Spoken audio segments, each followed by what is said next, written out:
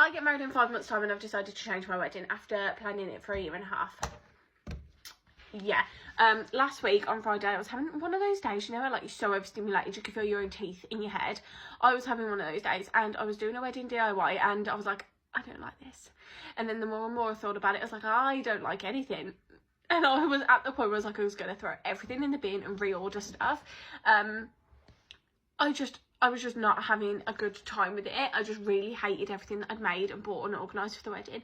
My bridesmaids talked me down and I went for a bath, decided to not look at anything, think about the wedding for the whole weekend. And then they were like, on Monday, get everything out, look at it all and you'll decide that you'll love it, you love it all together and it's amazing.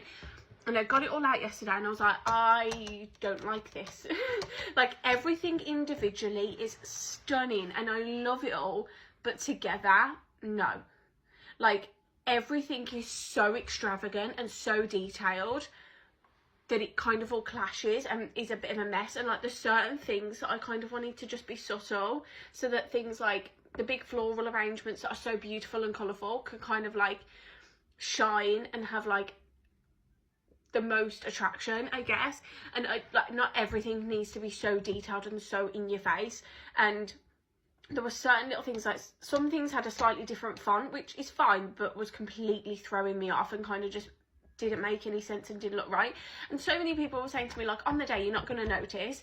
But I don't want to plan a wedding for another 5 months knowing that I don't love everything that I've got for my wedding and knowing that it's slightly off. And on the wedding day, like I probably will look at these things because I've spent so long organising them. And then also they're in photos and content forever after, right? So I got everything out and I was like, right, I don't need to change everything, I don't need to be dramatic, but there is certain things that I do need to change to kind of make it all a bit more cohesive, make it more me, make it so that other things can kind of shine.